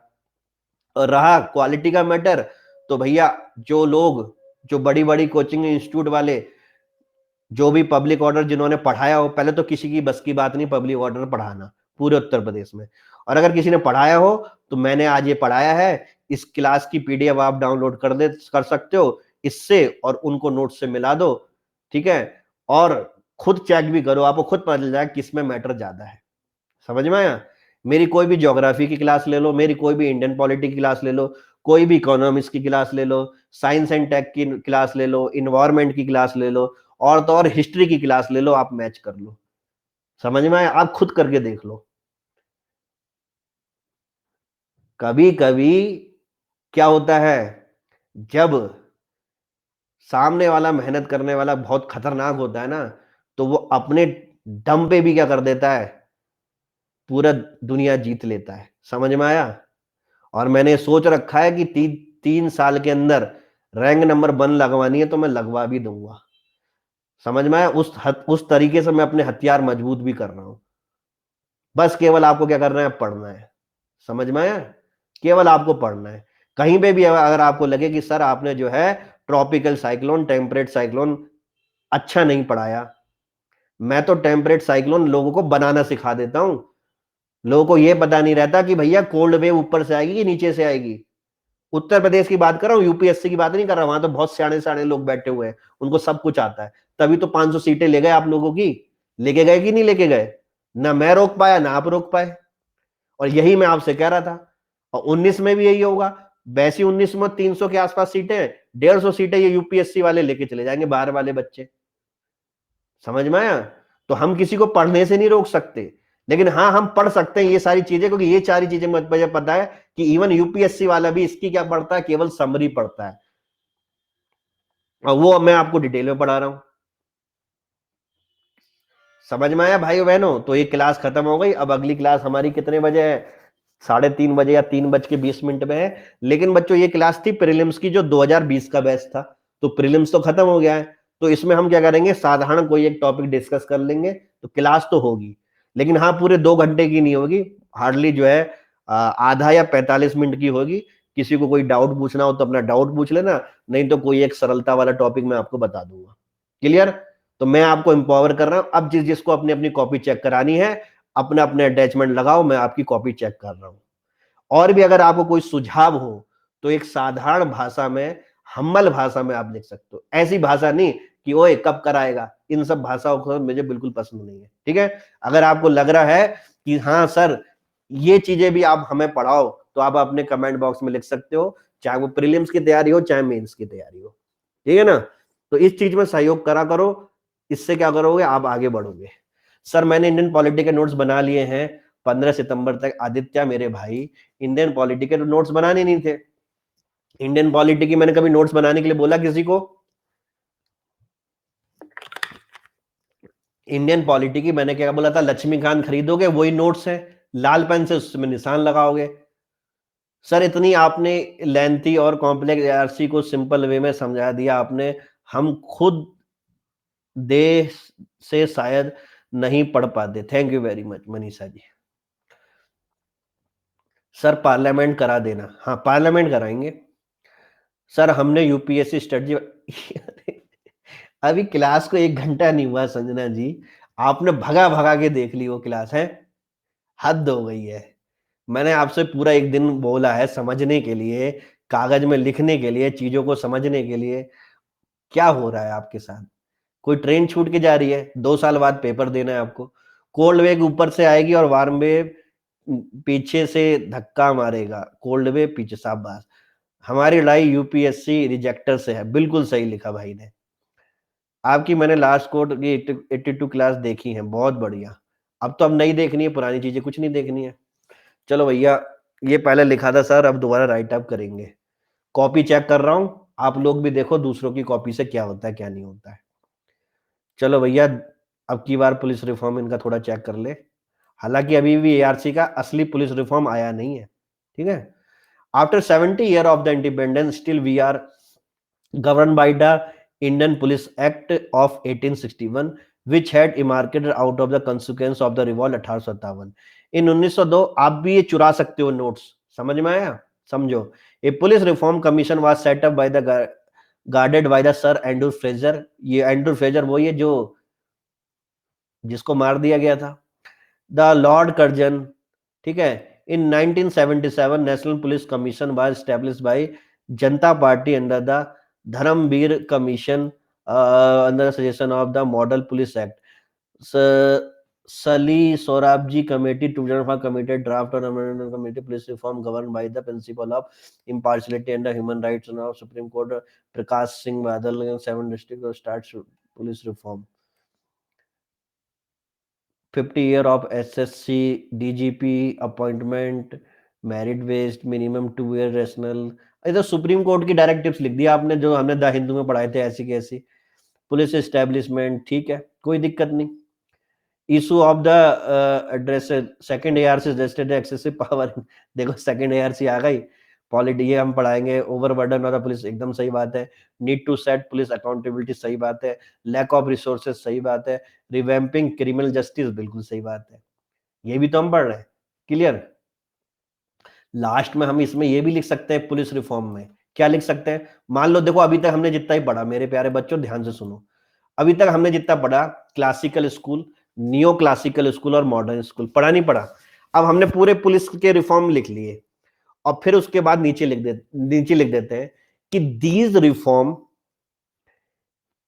Can not be achieved until and unless we follow the ideology of classical, neoclassical, and modern school of criminology, which says that we have to work on deterrence plus socio plus economy plus psychological aspect of crime and make a comprehensive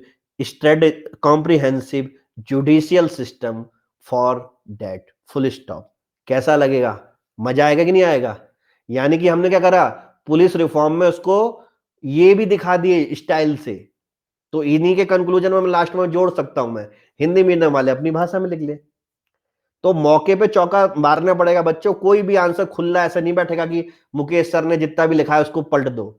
आपको question को 2-3 बार पढ़ना पड़ेगा, फिर आपके neurons अपना भी बोलेंगे कि हम इसमें ये चीजें लिख सकते हैं, और जिसने लिख दिया उसी के नंबर हो गए।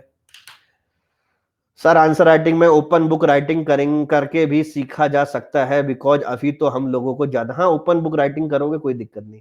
सर मैं आपकी स्ट्रेटजी वाली क्लास देख ली मेंस की, चलो हो गई बात। तो सर प्लीज अटैचमेंट, सर एक बार पूछनी थी, वो लगभग सभी के लिए जरूरी है, पूछूं सर? पूछ तो लिया आपने, ओपन वाला भी करवा देंगे। अब मिताली जी ने कुछ अटैच किया है, अटैच कर लो, अभी टाइम है, उसके बाद लंच करना और फिर 3:20 पे आ जाना, जिसको भी जो भी कोई दिक्कत होती है तो। और ये अपने आप में एक अनोखी क्लास हो रही है कि हम अटैचमेंट को चेक कर रहे हैं, ठीक है ना? तो हम जो है सारे नए नए जो है क्या बना रहे हैं, स्टैंडर्ड बना रहे हैं अपनी क्लास में। रेजिंग द मार्जिनलाइज, यार थोड़ा अच्छा लिखते ना, डार्क डार्क। ये तो मैंने कहा है ना, इन लाइन वाले पन्नों में लिखना छोड़ दो, सफेद पन्ने ले आओ, ठीक है ना? या सफेद पन्ने की अब कॉपी भी आने लग गई है। सफेद पन्ना समझते हो ना, पूरा ब्लैंक व्हाइट, समझते हो? ये है व्हाइट पूरा, इसमें कहीं पे लाइन बनी है? नहीं बनी ना। इस तरीके के पन्ने की कॉपियां भी आने लग गई हैं, उसी में लिखो, क्योंकि पेपर में भी आपको वही कॉपी मिल रही है और फोटो भी अच्छा आएगा। तो भैया मैं इसको नहीं पढ़ पाऊंगा, सॉरी। अब दूसरा लगाता हूं भैया। मिताली जी सारे आंसर लगा दिए क्या? केवल आपका ही अटैचमेंट है और किसी बच्चे का अटैचमेंट नहीं है? 50-60 अटैचमेंट लगा दिए हैं। ये क्या है भैया? यार ये भी समझ में नहीं आ रहा मेरे को, तो सॉरी, मैं नहीं चेक कर पाऊंगा। ग्रहित भाई, ग्रहित भाई ने क्या लिखा है देखते हैं। ये आई वाइट कॉपी वाली लेकिन फोटो खींचने में दिक्कत हो रही है कुछ। क्या है? सिटीजन सेंट्रिक एडमिनिस्ट्रेशन, बाकी मुझे कुछ समझ में नहीं आ रहा है, तो मैं चेक नहीं कर पाऊंगा। समझ में आया? और कोई इंसान जो सही वाली कॉपी लगा सके? लेटर, हाँ छोटे। सर आप सी सेट नहीं पढ़ाते ना, हिंदी पढ़ाते हो आप, बाकी जीएस कंप्लीट करवाते हैं। एज ऑफ मैरिज के बारे में लिखा है अटैचमेंट में, आपका अटैचमेंट आया नहीं मनीषा जी? इसमें तो है ही नहीं कोई आपका अटैचमेंट। गरिमा जी का दोबारा अटैचमेंट आ गया, गरिमा जी का दोबारा अटैचमेंट आ गया। ये देखो, ये मैं पढ़ सकता हूँ, देखो ऐसा लगाओगे तो मैं पढ़ सकता हूँ, ठीक है? ये भी पढ़ने में थोड़ी दिक्कत होगी, लेकिन कुछ लग रहा है कि अच्छा सा लिखा है। Need for the comprehensive reform, root cause of the problem is address by the administrative agency, absence of attempt to find a long term administrative decision being guided by the political expediency to manage. तो ये तो आज ही की class का बना दिया है ना, आज ही क्लास का बनाया। देखो आज ही की क्लास के नोट्स कैसे बन गए। अब देखो ये कॉपी में वहां पे जाएगा, सोचो यही कॉपी का पन्ना है आपका जो आपको वहां पे मेंस में मिलेगी। तो इसको कोई भी अगर चेक करता है, अगर ये देख रहा है, वो देख रहा है यहाँ पे क्या है आपका, डायग्राम भी है, फ्लो डायग्राम भी है, तो वो 10 में से क्यों इनको 7 नंबर ना दे? मुझे कोई कारण बता सकता है? समझ में आया? और यही टॉपर वाले मार्क्स है। वैसे 10 नंबर का कोई क्वेश्चन आएगा नहीं, 8 नंबर का आएगा, तो इस क्वेश्चन में 5 नंबर तक वो देने की क्षमता रखेगा। क्योंकि क्या है, वो उसके पास भी टाइम नहीं होता कि एक एक चीज पढ़े, उसको कीवर्ड उसके आंखों में खुद ही छप जाते हैं। समझ में? ये चेक जब जिस दिन आप भी चेक करोगे तो आपको बच जाएगा। एक कंप्यूटराइज डेटाबेस हो गया, टेक्नोलॉजी हो गया, ऑर्डर हो गया, ठीक है, एडमिनिस्ट्रेटिव एजेंसी हो गया, यहीं से वो समझ जाएगा, फिर इसको देखेगा प्रिवेंशन एंड डिटरेंस, इस पे ज्यादा खुश होके 5.5 नंबर भी देके निकल सकता है। समझ में आया बच्चों? क्लियर? यही है टॉपर और नॉन टॉपर में अंतर। सर बताएं, सारे पेपर पर मेंस लिखे होते हैं, सारे पेपर पेज पर मेंस लिखे होते हैं, मतलब समझ नहीं पा रहा। प्लेन, हाँ प्लेन पेज ही आता है मेंस में, लाइन वाला नहीं आता, और प्लेन वाले पे ही सारा आपको लिखना है, ठीक है ना। और देखूं भैया किसी का, तुषार भाई का एक नया अटैचमेंट आया मार्केट में। भैया इन सब चीजों को चलने के लिए बहुत ही धैर्य रखना पड़ता है, बहुत सारी चीजें रखनी पड़ती हैं। वही धैर्य जो है बड़ी बड़ी कोचिंगों के पास नहीं होता। क्यों? क्योंकि वो क्या है साहब, सबके सब क्या है, बहुत ही हाईली प्रोफेशनल है। उन्होंने क्लास ऑफ कर दी, एक भी आपको टीचर नहीं मिलेगा जो डाउट के लिए मिले, या तो पहली और दूसरी क्लास में मिलेगा, जिससे आपको लगेगा अच्छा ये टीचर डाउट भी लेता है। और फिर जैसे जैसे वो टीचर पुराना होता रहेगा, तो टीचर भी गायब हो जाएगा, उसके बदले में आ जाएगी एक छोटा सा कोई बालक पढ़ाने के लिए आपको, कि वो फैकल्टी तो जो है दिल्ली में ही रह रही है, लखनऊ आई नहीं रही, इलाहाबाद आई नहीं रही, ठीक है ना। ऐसा होता है सब जगह। अब है आपका चैलेंज, कोई ऊपर वाला क्वेश्चन है, उसका नीचे वाला आंसर है। Pandemic effect progress of supply chain origin level NASA, French agency, Russia, challenges, space industry पे बनाया गया तुमने? हम्म।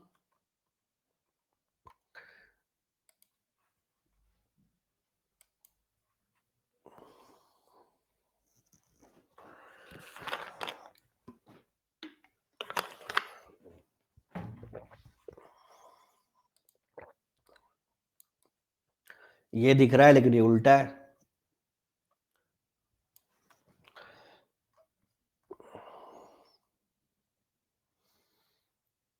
इंडियन स्पेस सेक्टर पे भाई ने नोट्स बनाए हैं बढ़िया वाले। तुषार भाई कहाँ से बनाए इतने बढ़िया नोट्स?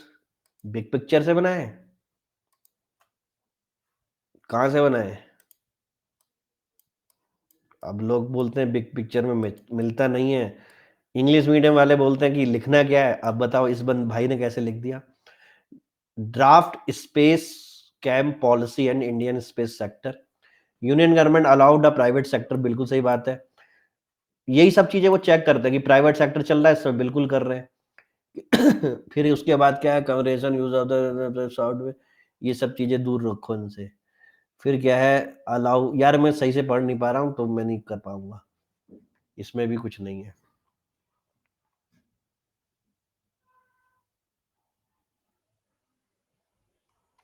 हो गया यहाँ तक? तो ये अटैचमेंट जो है आप अपने सफेद कागज पे लगाइए करिए, ठीक है, और उसी पे लिखने की आदत डालिए, प्रॉपर आंसर राइटिंग शुरू हो जाएगी, तो मुझे लग रहा है काफी बच्चे जो है आंसर राइटिंग में भाग लेंगे। तो ये जो है एक अच्छी जो है खबर है। और जो बच्चे अभी तक कुछ ऐसा नहीं कर रहे हैं, तो वे मान के चल रहे हैं कि वो ये साल उनके लिए नहीं है, चाहे वो कितने स्मार्ट हो। भैया सारी स्मार्टनेस रह जाती है अगर आपकी कॉपी में नहीं है, और कॉपी में लिखते केवल 0.1% है, और उन्हीं की रैंक लगती है। चाहे अगर आपको नहीं भी आता हो ना, तो भी आप कॉपी में लिख लिख के होशियार बन जाओगे। इसलिए आंसर राइटिंग जरूर करें। ये क्या बनाया है भैया, 5 task of the even government decision, अरे वाह, ये तो वो वाला चैप्टर है, वर्ल्ड बैंक रिकमेंडेड, बहुत बढ़िया। ये वर्ल्ड बैंक का हो गया, ठीक है। ये क्या है, सिंगापुर मॉडल, बहुत बढ़िया। अब देखो कितनी प्यारी चीजें उन्होंने बना रखी है, दिख रहा है ना। ये जो पिछली 3 दिन पहले क्लास थी वहां की। तो भैया ये हमारी क्लास हो गई। अब भैया कोई संजना को कोई समझाए, मैं तो उसके कमेंट पढ़ के थक गया हूँ। कौन समझाएगा?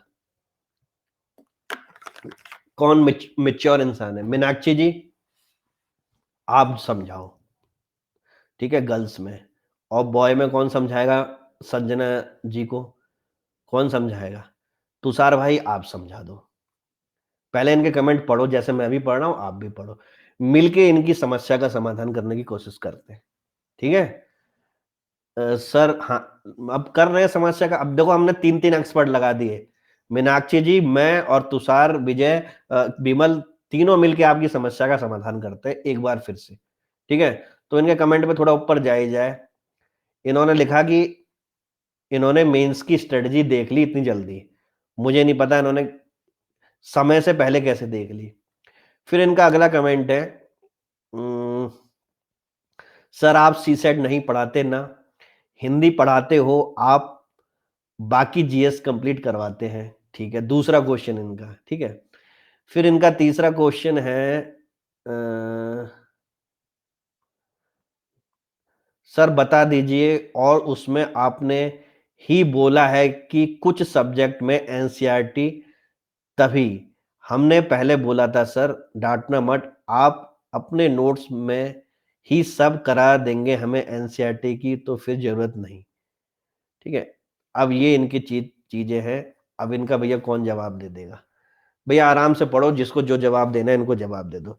सर यूपी प्रीलिम्स की देखिए अभी। अच्छा,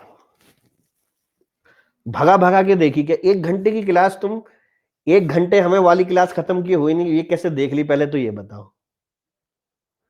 त्यागी जी भी समझाने के लिए आ रहे हैं। अच्छा, 2x करके देख ली अभी। मैं समझ, क्या नाम है आपका, संजना जी, ये बताओ अभी आप क्या करोगी कि मैं सी सेट नहीं पढ़ाता, मैं जो जो चीज नहीं पढ़ाता उसका एक क्या करोगी, एक लिस्ट बनाओगी, और फिर उसको भी क्या करोगी, कहीं ना कहीं जाके पढ़ोगी। यही करना चाहती हो? एग्जाम देना है 2 साल बाद। ठीक है, तो सबसे पहले इंसान को जीएस की तैयारी करनी चाहिए कि सी सेट की तैयारी करनी चाहिए, जो केवल 33% पासिंग मार्क्स है, जिसको केवल पास करना है। खुद खुद पूछो अपने आप से, आपके दिमाग में क्या चल रहा है कि मैं इस मास्टर से पूछ लेती हूँ क्या क्या पढ़ाना चाहता है, वो मैं इसके सर पे डाल दूंगी, बाकी मैं कहीं ना कहीं से देख ही लूंगी। समझ में आया? हाँ, मैथ वीक है, कोई दिक्कत नहीं, तुम्हारा सब कुछ वीक है, मैथ नहीं, तुम्हारा सब कुछ वीक है, तुम्हारे विचार भी वीक है, तुम्हारे संग समस्या कुछ और है, तुम समझ ही नहीं रही हो।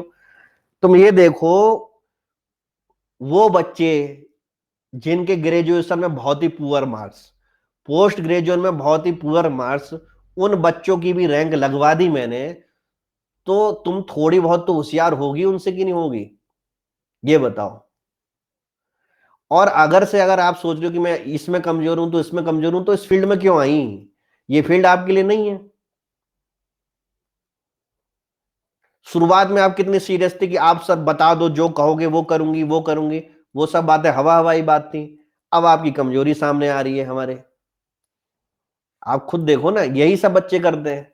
बचपने बचपने में यूपी पीसीएस सीख लिया कहीं से, एडमिशन भी ले लिया, और अब जब पता चल रहा है कि इतनी सारी चीजें हैं, तो अब कमी सामने आ रही है। अरे जब कमी है तो तभी तो सामने एजुकेटर बैठा हुआ है, तो वो उसको कमी दूर करने का मौका भी तो दोगी कि नहीं दोगी?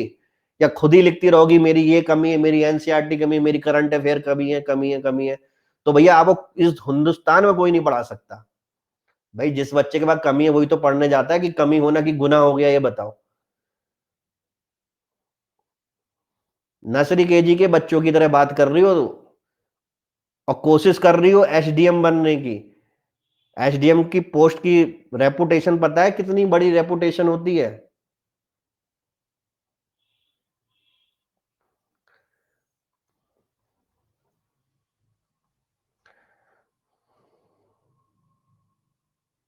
अब जो इन बच्चों ने कमेंट लिखे, इन बच्चों को कमेंटों को देखो, और जल्दीबाजी मत करो। मैं फिर बता रहा हूं, ऐसे बहुत सारे बच्चे थे जो जल्दीबाजी का शिकार हो गए और अन अकेडमी छोड़ के किसी कोचिंग में पड़े हुए हैं, और उनके जो दोस्त हैं उनसे भी मैं खबर ले लेता रहता हूं कि जो बच्चे यहां से छोड़ के गए उनके कितने नंबर बनने हैं।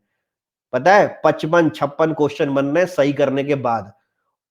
और उत्तर प्रदेश में जो सबसे बड़ी कोचिंग का क्लेम करती है डी नाम से, वहां पे जाके उन्होंने एडमिशन लिया था पिछली बार, जिनको मैंने डांट के भगाया था। और अब उनके वहां पे रहने के बाद भी कितने क्वेश्चन बनने हैं? 55-56 क्वेश्चन। यानी कि क्या, उन बच्चों में ही कमी थी। और वो बच्चे फिर अब वहां से ही भाग के कहीं और भी जाएंगे ना, तो भी उनके ही बनेंगे। क्यों? क्योंकि उनको ये समझने में दिक्कत थी कि उनको पढ़ाया कैसे जाए, और वो हमेशा अपनी अपनी चलाते थे। पुराने वाले बच्चों को याद भी आ रहा होगा मैं किन बच्चों की तरफ इशारा कर रहा हूं। समझ में आया? और वो इस जन्म में बन भी नहीं सकते हैं। क्यों? क्योंकि जब तक उनका ऐसा एटीट्यूड रहेगा कि सामने वाले की बात नहीं सुनना, उसको फॉलो नहीं करना, तो भैया कोई भी नहीं बना सकता। समझ में आया?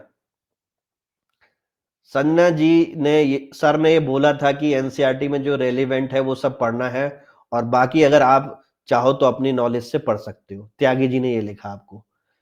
सीवी जी ने लिखा है, संजना जी आपको एनसीईआरटी की टेंशन बहुत लग रही है। आप एक काम करो कि सबसे पहले सर की प्रोफाइल में जाकर फ्री क्लास में एनसीईआरटी कंप्लीट कर लीजिए, उसके बाद केवल सर के साथ चलिए। जैसे जैसे सर पढ़ाने हैं फिर वो प्लस में आते हैं, स्पेशल है। स्पेशल क्लास में हो जाने के बाद मेंस की है, फिर सोचेंगे कि उतना कंफ्यूजन है। फिर उसके बाद मीनाक्षी जी लिख रही है, most important thing to follow the all the lecture. Sir ने सब कुछ ए टू जेड कवर किया है। सीसेट एग्जाम से पहले 1 मंथ में हो जाएगा। आंख बंद करके रिप्लाई करो, फेथ रखो, बस डोंट वरी। सर एक गाइडेंस बता रहे हैं, प्रॉपर वे में प्री और मेंस इंटरव्यू सब हमें खुद देना है और सेल्फ माइंड। संजना जी और इतना बड़ा लिख दिया। अब संजना जी आप बताओ, इतने लोगों ने कमेंट लिखे, अब क्या समस्या है आपको ये बताओ। बूंद बूंद से घड़ा भरता है, धीरे धीरे पढ़ोगी तो सब कुछ समझ जाओगी। एक दिन में आप कुछ नहीं बन सकती। जब सीसेट का टाइम आएगा तो सीसेट भी कराया जाएगा। मैं नहीं कराऊंगा तो कोई और एजुकेटर कराएगा। मैं बता दूंगा, आप वहां पे जाके पढ़ लेना। लेकिन शुरुआत तो करो। तुम सीढ़ी गणेश ही नहीं करना चाह रही हो, तुम बस एनसीईआरटी की हाई तौबा में लगी पड़ी हो। जबकि मैंने आपको एनसीईआरटी की पहली बार में बता दिया था कि मेरी प्रोफाइल में फ्री कोर्स में एनसीईआरटी के लेक्चर लगे हैं, आप चाहो तो वहां से देख लो। ये सब मम्मी पापा वीडियो वाला देख रखा है और वही चीजें बार बार आ रही हैं सामने। धैर्य की बिल्कुल क्षमता नहीं है। 1 घंटे का वीडियो आधे घंटे में देख लिया भगा भगा के, और ऐसी मेंस वाला भी कर लेना आधे घंटे में। जबकि मैंने आपको पूरा 1 दिन का टाइम दिया कि आप उन दोनों वीडियो को अच्छी तरीके से देखो और कागज कॉपी पेन लेके बैठो और उनका आउटकम मुझे बताना। बोला था नहीं बोला था? अब दूसरा वीडियो बचा है मेंस का, उसको भी 15 मिनट में देख लेना। और वो और भी अच्छा वीडियो है कि जो आपकी रैंक लगवाएगा। बेफालतू में केओस करे जा रही हो, करे जा रही हो, करे जा रही हो। यार एडमिशन लिया है, और आप जैसे 1000 बच्चों ने एडमिशन लिया है, आप ही यूनिक हो क्या? बताओ। ट्वेल्थ ट्वेल्थ पास आउट वाला बच्चा भी जो है वो भी क्या कर रहा है? चुपचाप अपना काम कर रहा है।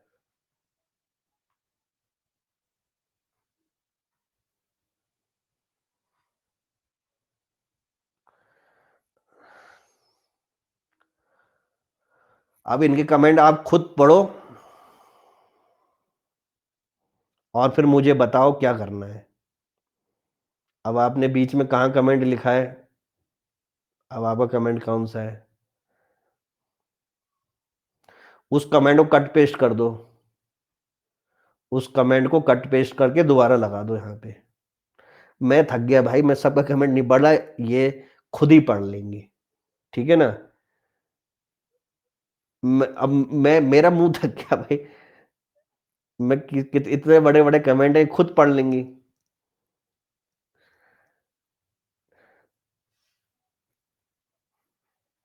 Most important thing to follow, हाँ तो सी सेट वाला पढ़ तो लिया मैंने।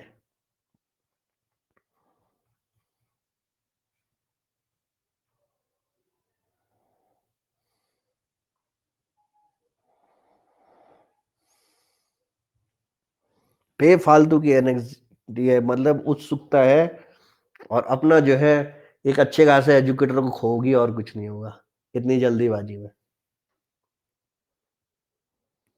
जबकि आपको 2 साल बाद एग्जाम देना है। अभी वो बीच में मेंस की बच्ची आई थी, सोभिका, टूडा पॉइंट पूछा उसने। टूडा पॉइंट पूछ के वो चले गई। चले गई नहीं चले गई?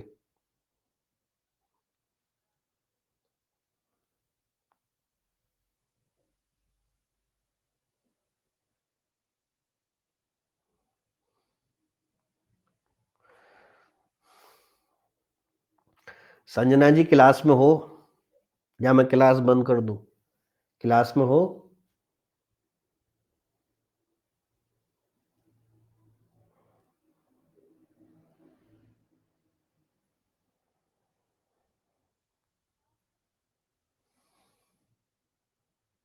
अच्छा, कमेंट देख रहे थे।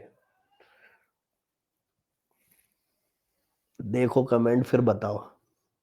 तुम्हारे जो है सीनियर भाई बहन सब तुम्हारा इंतजार कर रहे हैं, तुम्हारे कमेंट का। मैं भी बैठा हूँ। 1:33 हो गया है। 5-10 मिनट और बैठेंगे हम। आप लोग जा सकते हो। जिनको जो है इनकी सहायता करना है वो बैठ सकता है बस। सर जी, हम प्लस सब्सक्रिप्शन के लिए 2 मंथ से ट्राई कर चुके हैं, पर फी ही नहीं पेमेंट होती। अच्छा, आप तक अभी तक प्लस में नहीं हो, क्यों पेमेंट नहीं होती? क्या लिखा हुआ आता है? क्या लिखा हुआ आता है? पेमेंट क्यों नहीं होती? ब्लॉक हो रखे हो क्या अनअकैडमी में? पेमेंट क्यों नहीं हो रही? क्या कारण आ रहा है लिखा हुआ?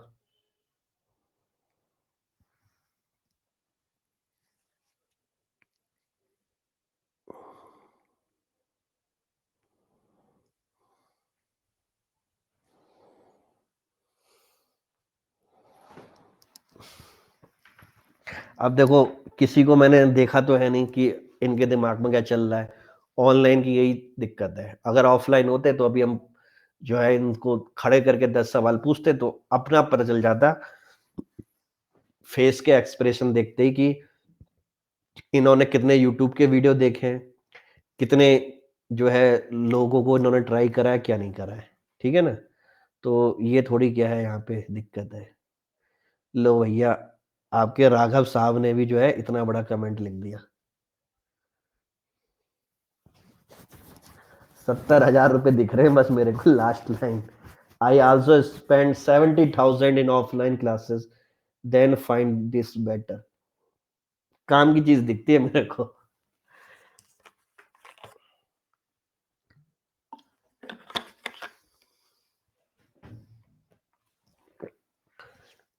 यार मेरा गला सूख रहा है। मैं अब ये कमेंट खुद ही पढ़ रही है, इनको खुद ही पढ़ने दो। ठीक है? और France liberty and fight against terror, ये वाला अटैचमेंट मैं चेक कर लेता हूँ।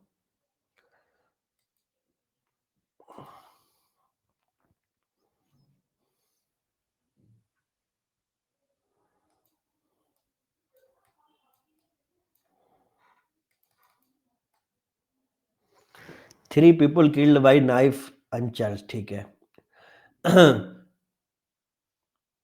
देखो ये वाला जो है ना, इसमें केवल आपको ना ये केस पढ़ना है और इस केस में क्या हुआ था। कभी भी ऐसा क्वेश्चन नहीं आएगा कि फ्रांस में क्या होना है क्या नहीं होना। तो एज ए एग्जाम्पल इसको नोट्स बनाए रखें। ठीक है? इसको जो है ज्यादा याद करने के ना देखें इस टॉपिक को। क्योंकि हम ऐसे जब ग्लोबल टेररिज्म की बात आएगी तब जाके हम ऐसा डाल सकते हैं, या बूडापेस्ट में जो ब्लास्ट हुए थे उसको एक लाइन में लिख के डाल सकते हैं। कभी भी हम इनको ओवर एक्सप्लेन नहीं कर सकते। क्या मेरी बात समझ रहे हो ना? तो इसको, इन चीजों को केवल एज ए एग्जाम्पल अपने दिमाग में याद रखें। ज्यादा इसमें जो है एक्सपेरिमेंट ना करें। समझ गए मेरी बात? पढ़ मैं ले रहा हूं, कोई दिक्कत नहीं है। Some guideline, there is conflict between of democracy, sorry,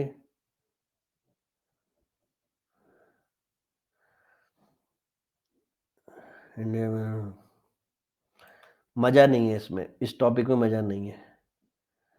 Sanjana ji ने कुछ लिखा क्या? कुछ खुशखबरी आई है क्या?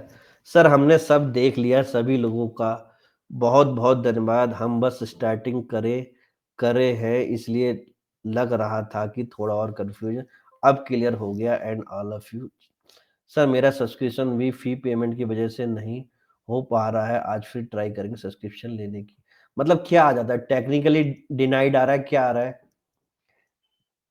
ये भी तो बताओ। अब संजना जी आपका क्या काम है? मेंस वाला जो है वीडियो देखना है आपको। आराम से रात में देख लेना, क्योंकि अब हमारी क्लास 3:20 पे है। ठीक है? अभी मत देखना, फिर देखोगे फिर जल्दीबाजी करोगे। 3:20 की क्लास में आओगे, फिर उसके बाद जब पूरे दिन की छुट्टी मिल जाएगी तो आपको पूरा 1 घंटे का देखना है, जब भी आपके पास टाइम हो। और कल फिर मैं पूछूंगा उन वीडियो से क्या देखा, क्या सीखा। ठीक है? भगा भगा के नहीं देखना है। इनवैलिड शो हो रहा है क्यों? किससे कर रहे थे? ऑनलाइन पेमेंट कर रहे थे क्रेडिट कार्ड से कि डेबिट कार्ड से? कैसे कर रहे थे? बाकी सब जा सकते हैं, जिनके लिए पेमेंट का इशू हो रहा है वो मुझे बताएं। क्या इशू हो रहा है? क्रेडिट कार्ड से हो रहा है? अच्छा, क्रेडिट कार्ड का यार क्रेडिट कार्ड का इशू हो रहा है, आज ट्राई करना। आपका कहीं वो तो नहीं हो गया कि लिमिट खत्म हो गई हो क्रेडिट कार्ड की? एक बार अपने क्रेडिट कार्ड को चेक भी कर लेना, अगर लिमिट नहीं है तो कोई दिक्कत नहीं है। प्लस टीम से बात करिए, अरे प्लस टीम से बात करोगे तो रेफरल कोड कुछ और लगवा देंगे। रेफरल कोड MKS लाइव ही रहना चाहिए। ठीक है दीपांशु भाई, रेफरल कोड क्या है? MKS लाइव ही रहना चाहिए, चाहे कुछ भी हो। ठीक है ना? और जो अभी एक ने पूछा, कौन थे? त्रिपाठी जी, तिवारी जी, कौन थी मैडम? वो है अभी क्लास में। जब भी आओ मेरी क्लास में तो रेफरल कोड MKS लाइव ही रहना चाहिए आपका। ठीक है ना? चाहे कोई कितना भी कह दे। 10% डिस्काउंट इस पे भी मिलता है, बाकी लड़ जाना कि MKS लाइव करेंगे तो करेंगे, और नहीं तो क्या करना कि कृपया करके आप अपना नाम बता दें और फिर मुझे बता देना। क्लियर? और कोई दिक्कत? चलो भैया, मिलते हैं 3:20 की क्लास में। पूछो भैया पूछो, बिग पिक्चर से पूछो क्या है। मेरी आईडी से 2 लोग और पढ़ रहे हैं, हम का फाइनेंशियल इशू, हाँ कोई दिक्कत नहीं। आप जो है नई ईमेल आईडी बना लो, या तो फिर वो नई ईमेल आईडी सबको सर्कुलेट कर देना। ठीक है ना? तब टेक्निकल इशू आ रहा होगा।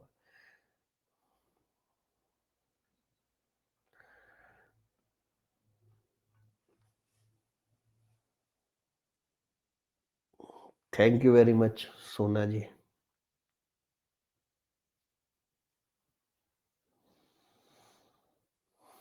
सर फैक्चुअल डेटा कलेक्ट करे, ये व्यू पॉइंट क्रिटिकल और क्रिटिकल है, दोनों करना पड़ेगा। जो हमारे पास डेटा आएगा, ठीक है, वो डेटा ये सोचो कि जो हमारा सिलेबस है, हर टॉपिक के हमारे पास 2 मिनिमम डेटा होने चाहिए। वुमेन एम्पावरमेंट से रिलेटेड, पॉवर्टी से रिलेटेड, और विद सोर्स कि WHO ने क्या बोला है। ठीक है, वर्ल्ड बैंक ने पॉवर्टी के बारे में क्या बोला है, WHO ने माल न्यूट्रिशन के बारे में क्या बोला है। समझ में आया? तो धीरे धीरे जब आपका बिग पिक्चर आगे बढ़ता जाएगा तो आपको पता चलेगा कि हाँ डेटा भी जरूरी है हर एक टॉपिक का। तो अभी जो भी डेटा बोलते हैं उसको लिख लो। फिर हम क्या करेंगे, उसी में से क्या करेंगे, 7 दिन के अंदर सारे टॉपिकों में से डेटा क्या करेंगे, सर्च करके रखेंगे जो इजीली याद हो जाए। समझ में आया? तो अभी दोनों को लेके चलना है। और कोई दिक्कत? Sir history optional suitable class suggest, यार हिस्ट्री का नहीं आ पा रहा। हाँ आपने रिमाइंड करने के लिए कहा था, हिस्ट्री का भी कोई नहीं आ रहा। ठीक है, एक बार फिर रिमाइंड कर देता हूं मैं। और कोई दिक्कत? Thank you very much, have a good day. Hindi optional कैसे पढ़े? हिंदी ऑप्शनल तो पढ़ा रहे हैं ना हमारी अन अकेडमी पे। अजय सर पढ़ा रहे हैं ना, कौन पढ़ा रहे हैं? अरे हिंदी लिटरेचर वाले कहाँ गए? काफी लेक्चर हो भी गए, वहां पे जाके देखो हिंदी लिटरेचर समझ में आ रही कि नहीं आ रही। ठीक है,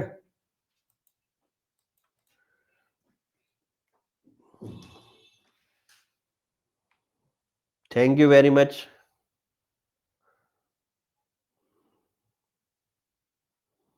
ओके, बाय।